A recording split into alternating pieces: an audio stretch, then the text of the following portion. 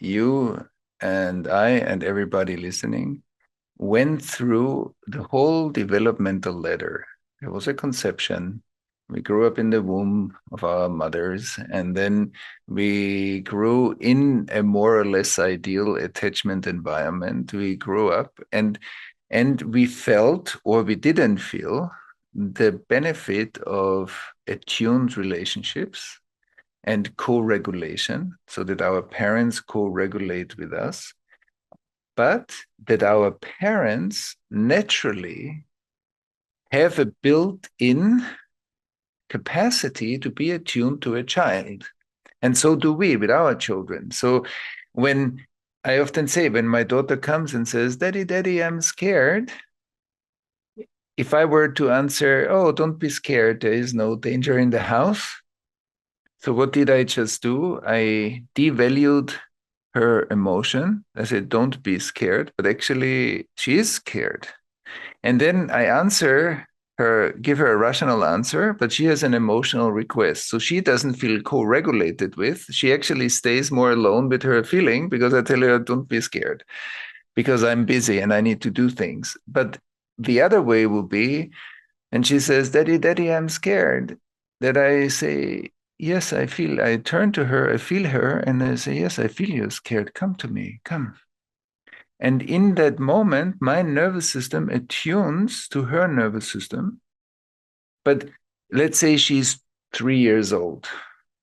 So my nervous system attunes to her in the state of 3 years old because my nervous system knows that state. It matured through that ladder. We all have that ladder inside. So when we talk about attunement, we talk about emotional resonance. I feel you're scared. We talk about stress co-regulation. Come to me. In that moment, my nervous system syncs up with her nervous system. There's a synchronization. Her stress levels reduce, her fear levels can come down, and she can ground herself again in the body. Her body will open up. Her fear will switch after some time into curiosity. And then anyway, the parents are not so interesting. The parents are only interesting when there's a danger. Otherwise, the world is much more interesting. So kids go off and explore the world. So when we say fear is an emotion of connection, it grounds itself, it becomes curiosity, and later on, courage. What does the child learn? Fear, parents, safety, curiosity, courage. Fear, it means the parent is a safe place, the world is a safe place, except it's not. But for many people, the world is chronically, when we are really honest, is chronically unsafe. I need to convince myself that it's great, that it's safe, that I'm good. But actually, deeper down, for many people, there is a nagging underlying anxiety that all the time something can go wrong.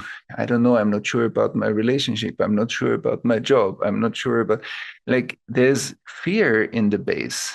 And so that's important. So there's emotional resonance, there's stress or physical resonance that can co-regulate, and then there is the age appropriation, which means when, as you said, when a child comes to me that is 1 year old and fell from the table and is medically is okay but is shocked, then even my nervous system attuning to a 1 year old nervous system means I am not becoming fully 1 years old and regress. I am still a grown up, but my nervous system activates a special quality that matches a 1 year old nervous system.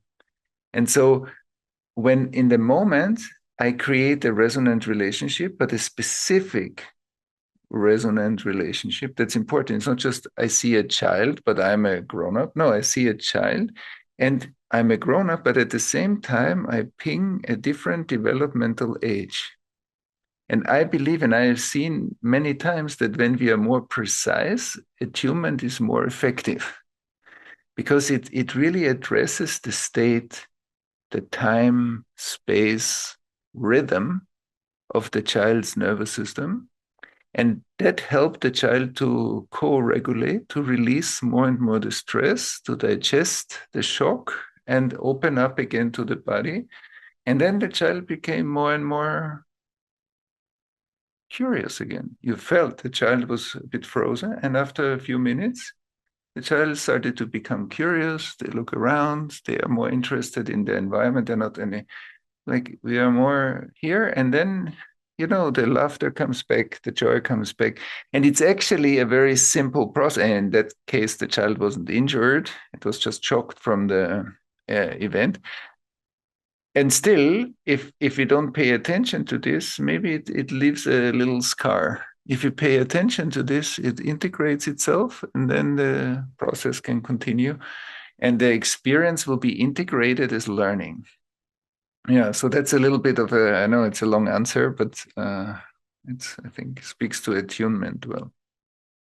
That's beautifully said. So just to sort of clarify here, if a child goes through something or they go through some fear or they're scared of something and the adult that is with them effectively co-regulates, then that resonance then sort of becomes internalized within the child, and then they carry that with them in their own internal system.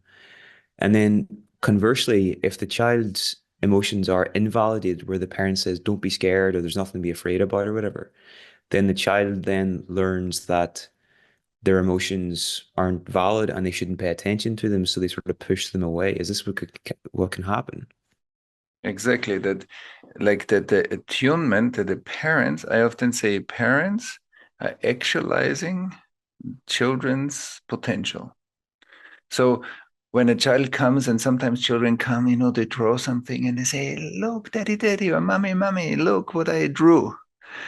And then if you say, yeah, it's nice, but if you take a moment and you take the drawing and you look at it and you feel the drawing, you empower the creativity of the child. The child will notice, because children are super attuned to their parents. So they will notice, wow, you really looked at it, and you actualize the creative potential by confirming it. And so the child feels empowered. Say, yes, I'm creative. I can do things by myself. I can influence this world, which is amazing. And if you grow up like this, you feel when you're like a young grown up, you can do whatever you want to do in this world. You just need to put the energy into it. And you have the power inside to influence this world.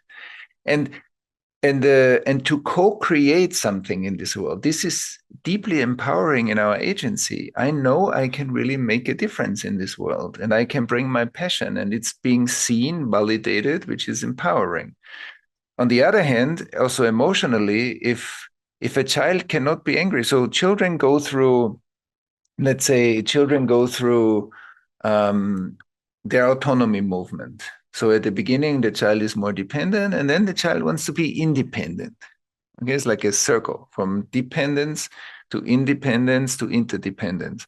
And so when the child is dependent, we feed the child.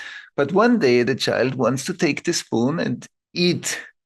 And if the parents don't allow it, the child will get angry. Say, no, I want to eat. And that anger is healthy.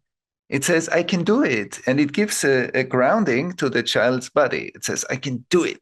And so that's a lovely, but if that's a lovely energy. But if people prevent the child from growing, then pressure will build up and the child will get angry. And if then we cannot be with the child as a parent because that anger triggers me, and then I become angry and I try to shut it down in the child, of course, empowerment's not going to happen from this. And also autonomy is not going to happen. It will just create more shock on the strength. So it will be frozen strength, maybe. And the same is with fear. When children come and they're afraid and they feel, oh, I can land in my parent, as you said, I internalize the co-regulation and self-regulation. And then as the child's nervous system matures, the self-regulation will get stronger and stronger. Then the child can sleep well.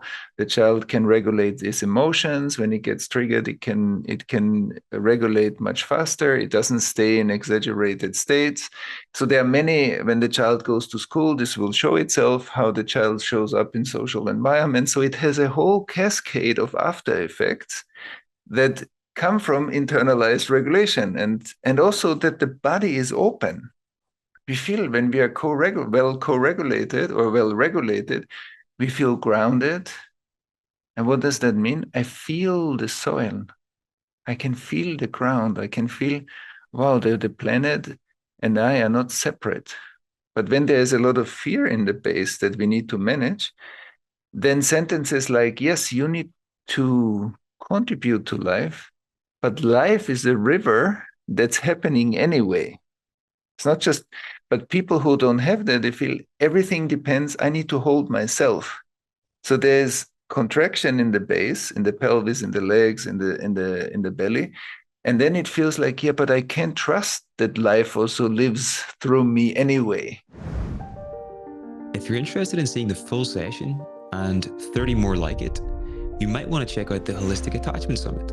This is a revolutionary free online conference which brings together 30 world-leading clinical psychologists, researchers, and practitioners who will share with you their best practices for mind, body, social, and spiritual approaches to healing attachment and developmental trauma, enabling you to be at the forefront of evidence-based care.